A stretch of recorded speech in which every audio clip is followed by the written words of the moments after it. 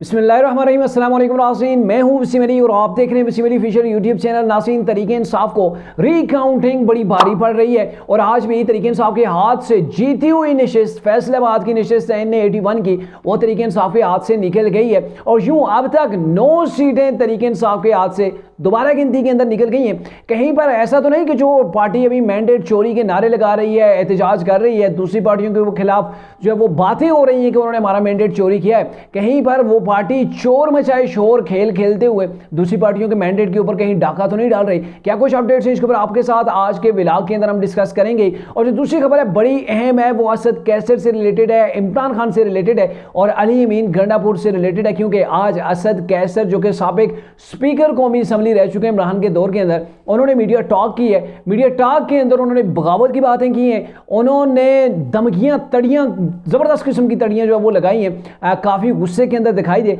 अब असद कैसर को प्रॉब्लम क्या है, असद कैसर क्यों इतने गुस्से के अंदर है और इमरान खान की क्या ख्वाहिश है, ये भी आपको आज के व्लॉग के अंदर बताएंगे। और ये भी बताएंगे कि क्या अली अमीन गंडापुर ने इमरान से बगावत कर दी है, अली अमीन गंडापुर के ऊपर क़यादत को क्या शकूक व शुबहात हो गए हैं, क्या कुछ तफसीलात हैं आज के व्लॉग के अंदर आपके साथ डिस्कस करते हैं। आगे बढ़ने से पहले आपसे होगी गुजारिश कि अगर आपने अभी तक हमारे चैनल को सब्सक्राइब नहीं किया तो काइंडली भी हमारे चैनल को सब्सक्राइब कर लें, क्योंकि हमारा चैनल आपकी वसातत से चलता है, आपके लाइक सब्सक्राइब और आपके वीडियोस देखने की वजह से चल रहा है। तो इसलिए आपसे गुजारिश है कि आपने हमारी वीडियोस को देखना है। अगर आपको हमारी वीडियोस पसंद आती हैं तो काइंडली इनको शेयर जरूर कीजिएगा।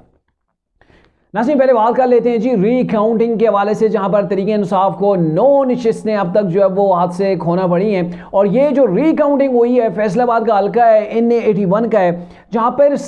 75 पोलिंग स्टेशंस की रिकाउंटिंग हुई है, यानी कि पूरे हल्के की रिकाउंटिंग नहीं हुई है। और वहां से पहले बिलाल एजाज तरीके इंसाफ के आज़ाद उम्मीदवार थे, वो जीते हुए थे, 8000 की लगभग उनके पास लीड थी। और जो 75 पोलिंग स्टेशंस के आज जो दोबारा रिकाउंटिंग हुई है उसके अंदर मुदस्सिर क़य्यूम नाहिरा साहब हैं, जो काफ़ी तगड़े समझे जाते थे और ये बिल्कुल कोई शक नहीं था कि वो अपनी सीट कहीं पर भी खो सकते हैं, लेकिन उनको हरा दिया गया था। और आज जब दोबारा रिकाउंटिंग होती है तो नाहिरा साहब 8000 की लीड वो भी ख़त्म हो जाती है, ऊपर से 3100 वोटों की लीड लेके जीत जाते हैं। तो इट्स मीन के एक बहुत बड़ा गैप रहा है इन वोटों के दरमियान, जिनको पहले आपने 8000 की लीड दिलवा दी, अब जब दोबारा रिकाउंटिंग होती है। और मैं मजे की आपको बात बताऊं, रिकाउंटिंग ऐसा नहीं है कि किसी ने किसी को जिता दिया,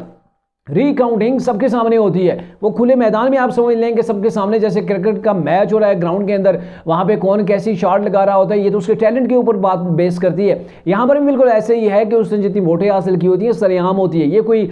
छुप छुपा के या कहीं अंधेरे के अंदर बैठ के ये काउंटिंग नहीं होती है, बल्कि सबके सामने होती है और अथॉरिटी वहां पर मौजूद होती है, दोनों फ्री कैन वहां पर मौजूद होते हैं। तो ये काउंटिंग हुई है जिसके अंदर नायरा साहब जीत गए और तरीके इंसाफ को शिकस्त हुई है और तकरीबन ये बताया जा रहा है कि 9 सीटें तरीके इंसाफ के हाथ से ऐसी गई। अब जो मजे की बात है, तरीके इंसाफ दूसरी पार्टियों के खिलाफ इल्जामात लगा रही है कि आपने हमारा मैंडेट चोरी किया है। KPK के अंदर तरीके इंसाफ ने 2/3 मेजॉरिटी से भी ज्यादा जो वो सीटें हासिल की हैं। और अगर देखा जाए तो KPK के अंदर जो धांधली हुई है जिस तरह की, अगर ये दूसरी जमातें उसका पीछा करें, मुस्लिम नून का पीछा करे कि हाँ भाई 2018 के इलेक्शन के अंदर हमने तो ठीक ठाक सीटें निकाल ली थी, इस हिसाब से इस बार 2024 के फरवरी के जो इलेक्शन हुए इसके अंदर नून लीग ने वो सीटें भी जो है वो हारी हैं जो कि इन्होंने 2018 के टफ किस्म के इलेक्शन के अंदर भी जो है वो नहीं हारी थी, वो जीती हुई थी, वो भी अब मुस्लिम नून जो है वो हार गई है। इट्स मीन के चोर में चाहे शोर जो है वो दूसरों के ऊपर इल्जामात लगाते हैं, उनको आपने प्रेशराइज कर दिया। ऐसा होता है ना कि आप सड़क पे जा रहे हैं तो अगर आपकी गलती नहीं है, तो आपकी अगर गलती नहीं है तो आपकी किसी की गाड़ी को ठोक देते हैं, कुछ भी होता है, अगर आप वहां पे मदों होकर बैठ जाएंगे तो ये पाकिस्तान का एक रूल है, दूसरा आपके ऊपर चढ़ाई कर देगा। लेकिन आपकी गलती नहीं है, आप अगर गेट खोल के गुस्से से बाहर आते हो, दूसरे को कहते हैं क्या आप अंधे हो, आपने ये क्या कर रही है, मेरी गाड़ी को तोड़ दिया है, आपको ड्राइविंग करनी नहीं आती तो सड़क के ऊपर क्यों आते हो। आप जाके पहले अगर उसको प्रेशराइज करने की कोशिश करेंगे तो डेफिनेटली वो प्रेशराइज हो जाएगा, वो थोड़ा सा डाउन हो जाएगा, बजाय इसके कि वो आपके ऊपर गरजे चमके बरसे, वो जो है वो डाउन हो जाएगा और आपको थोड़ा सा मौका मिल जाएगा कि आप वहाँ से अपनी जान को बचा सकें, वहाँ से जो है वो निकल कर जो है वो साइड पे हो जाए। तो यही कुछ तरीके इंसाफ भी कर रही है, इसी स्ट्रेटजी को फॉलो किया जा रहा है। चोर में चाहे शोर मशहूर फिल्म है तो उसके अंदर जो सीन हो रहा था वही तरीके इंसाफ अभी जो है वो पाकिस्तान के इलेक्शंस के ऊपर गेम खेल रही है। अब आते हैं जो सबसे अहम मामला है कि असद कैसर जो कि तरीके इंसाफ की गवर्नमेंट के दौरान स्पीकर कौमी असम्बली रह चुके हैं। आज उन्होंने अपने मखसूस अंदाज के अंदर बड़े गरजे हैं जी, बड़े गुस्से के अंदर नजर आए। और मैं आपको वजह बताऊंगा कि असद उमर साहब क्यों गुस्से के अंदर हैं, असद उमर साहब क्या चाहते हैं और इमरान खान की क्या डिमांड है। इमरान की डिमांड तो जाहिर है वही असल चीज़ है ना, जो इमरान की डिमांड होती है वही तरीके इंसाफ को काम करना होता है। उसे आप सज्जे खबे नहीं हो सकते, सज्जे खबे होंगे तो आपके लिए पार्टी के दरवाजे भी बंद हो सकते हैं। तो इन्होंने ये कह दिया है कि अब हम मजम्मत करेंगे, हम लड़ेंगे, हम जदोजहद करेंगे और ऐसी मजम्मत करेंगे कि आप लोग याद रखेंगे। जी असद कैसर ने बड़े दबंग अंदाज के अंदर कहा है, उन्होंने कहा जी इस गलत फहमी के अंदर ना रहिएगा कि ये आपके बाप का मुल्क है। आई डोंट नो ये किसको कह रहे थे, इन्होंने तो शहबाज शरीफ को नहीं जो वो डायरेक्टली उनका नाम लिया, इन्होंने मुस्लिम नून का पीपल्स पार्टी का नाम नहीं लिया, और ना ही खुल के कहीं पर इन्होंने इस्टेब्लिशमेंट का नारा लगाया कि आज इस्टेब्लिशमेंट ने हमारा मैंडेट चोरी किया है, इस्टेब्लिशमेंट ने इमरान को जेल के अंदर डाला। नहीं, ऐसा इन्होंने बिल्कुल भी कोई बात जो है वो नहीं की है। इन्होंने ये कहा है जी कि आप जो है वो हम इस किस्म की अगर हरकत की गई, हमें जो है वो अगर तंग किया गया तो हम सिस्टम को भी छोड़ने को तैयार हैं। हमें अगर इस हद तक आप ना लेके जाएं कि ऐसा ना हो कि हम सबसे यानी कि बगावत कर दें, और जब हम ऐसा करेंगे तो फिर आपके लिए बड़ी मुश्किल हो जाएगी। और चूँकि ये मामला है कि इमरान खान की जो जेल से इंस्ट्रक्शन आ रही हैं, वो इंस्ट्रक्शन ये कि आपने इस गवर्नमेंट को नहीं चलने देना, आपने पाकिस्तान की सड़कों के ऊपर इंतशार फसाद को जो बर्पा कर रहा है। और मजे की बात बताऊं कि अली जफर को, बैरिस्टर अली जफर को जब तरीके इंसाफ का पार्टी चेयरमैन बनाने की बातें हुई तो उन्होंने क्यों माजरत की, उनकी माजरत के पीछे भी यही चीज़ थी कि वो नहीं चाहते थे, वो कह रहे थे कि मैं नहीं संभाल सकता तरीके इंसाफ, क्योंकि इमरान जो अंदर से हुक्म देते हैं वो ऐसा होता है कि वो आईन कानून की जो है वो वाज़ेह तौर पर दर्जियाँ बिखेरी जाती हैं, और अगर ऐसे दर्जियाँ में बिखेरूंगा तो मेरा तो काम तमाम हो जाएगा। यानी कि एक इंसान का अपना स्टेटस है, एक अपना मेयार है, और अगर वो शख्स एक जो पढ़ा लिखा शख्स हो, जो एक सीनियर वकील हो, वो आके अगर ऐसी चीज़ें शुरू कर दे तो फिर ज़ाहिर है एक मुश्किल होती है। जिसने आइन पढ़ा होता है, कानून पढ़ा होता है, वही आइन और कानून के ऊपर जो है वो लात रख के पाँव के नीचे उसको रौंद के चल रहा हो, तो ज़ाहिर है फिर ये चीज़ जो है वो हर एक एक्सेप्ट नहीं कर सकता, और इसी वजह से उन्होंने चीज़ के ऑफर को रिफ्यूज़ भी किया था। अब इमरान का ये मामला है कि वो ये चाहते हैं कि ये सिस्टम ना चले, डी रेल हो जाए, मैं गवर्नमेंट के अंदर नहीं हूँ तो जो मर्जी होना है पाकिस्तान के होता रहे, अब मुझे इससे कोई परवाह नहीं है। तो अब ये है कि ये असद कैसर गुस्से के अंदर इसलिए इन्होंने ये भी कहा कि अगर हमारे पास गवर्नमेंट नहीं है, अगर हम 8-10 MNA भी जो है वो मजम्मत करेंगे तो आप लोगों को लग पता चलेगा। यहाँ पे इन्होंने सिर्फ MNA की बात की, इन्होंने MPA की क्यों नहीं बात की, इन्होंने क्यों नहीं कहा कि तरीके इंसाफ के पास एक गवर्नमेंट भी है KPK के अंदर। जाहिर है तरीके इंसाफ के पास एक ज़बरदस्त किस्म की तगड़ी गवर्नमेंट है जिसके अंदर और तो कोई बैठा हुआ नहीं, तमाम का तमाम सूबा तरीके इंसाफ के हाथ के अंदर है, तो उसका नाम नहीं लिया। इन्होंने कहा कि हम कुछ MNA 10 MNA की बात की, यानी कि तमाम तरीके इंसाफ के जो लोग हैं जो प्रोविजनल असम्बली के अंदर हैं, अली बिन गंडापुर भी हैं, ज़ाहिर है उनको मिनिस्ट्रियाँ मिल गई हैं, उनको प्रोटोकॉल मिल गया है, उनको याशियाँ मिल गई हैं।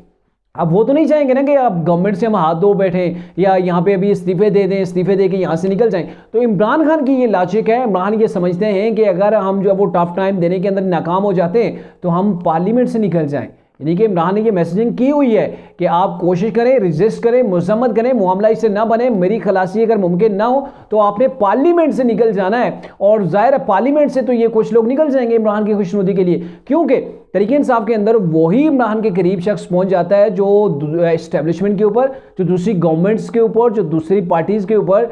तगड़ी किस्म की जो है वो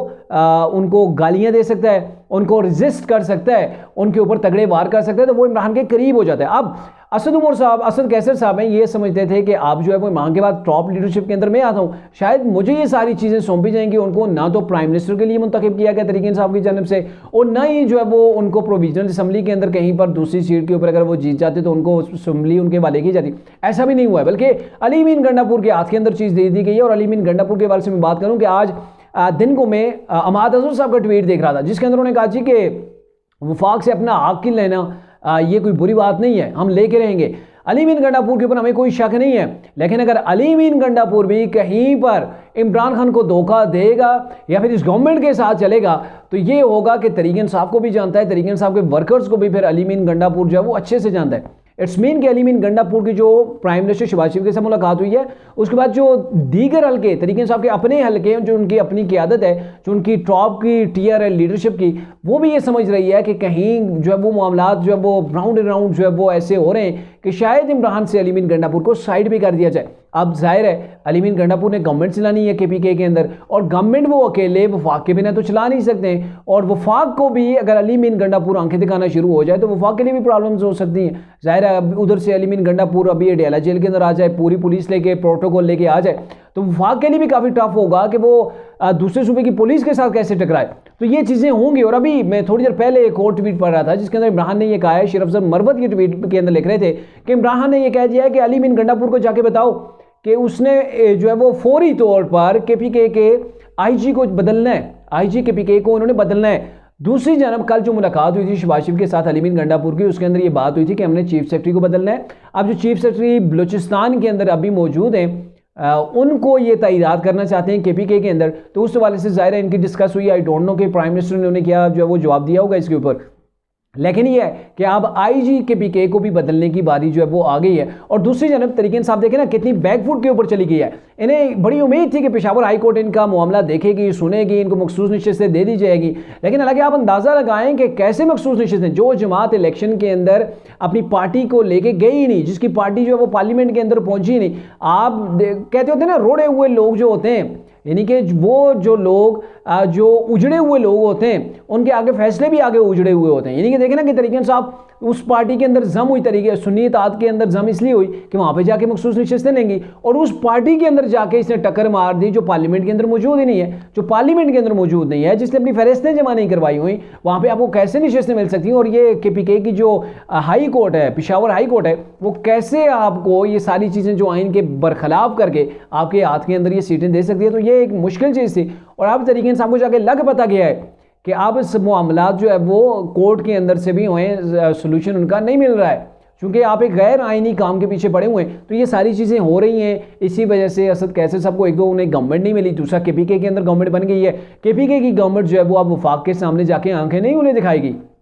क्योंकि उनके पास प्रोटोकॉल आ गया है, उनके पास गवर्नमेंट आ गई है, वजारतें आ गई हैं, जो वो चाहते थे वो उनके पास आ गया। आपको ये हर बार ऐसा तो नहीं है कि आप इस असम्बली को लात मार के निकल जाएंगे। यहाँ पे महमूद खान थोड़ा ही है कि वो आपके कहने के ऊपर इस्तीफा देके चला जाएगा। तो आप तरीके इंसाफ भी अभी अगर वही रेजिस्टेंस वाली पॉलिसी चाहती है तो मेरे ख्याल में वफाक की जानब से भी और इदारे भी इस चीज़ की इजाज़त नहीं देंगे कि तरीके इंसाफ ऐसे सड़कों के ऊपर आए, सड़कों के ऊपर आके ये सारी चीज़ें करें। और असद कैसर ने भी अपनी जो उनकी स्पीच थी, नो डाउट कि उन्होंने काफ़ी जज्बाती स्पीच की, लेकिन उन्होंने किसी इदारे का नाम नहीं लिया, उन्होंने खुल के किसी पार्टी का नाम नहीं लिया, उन्होंने गवर्नमेंट का भी नाम आता कि नहीं लिया है। और राउंड एंड राउंड जो है वो सिर्फ हमले करते गए कि आप जो है वो हम नहीं छोड़ेंगे, हम ऐसी मजम्मत करेंगे कि आपको लग पता चले ये पाकिस्तान, ये आपके बाप का पाकिस्तान थोड़ा ही है। तो ऐसी स्पीचेज इमरान खान के इनको मज़ीद करीब कर सकती हैं, लेकिन मुझे लग नहीं रहा है कि तरीके इंसाफ की जो क़यादत है यानी KPK की गवर्नमेंट है वो इस मामले के अंदर इमरान के साथ चले।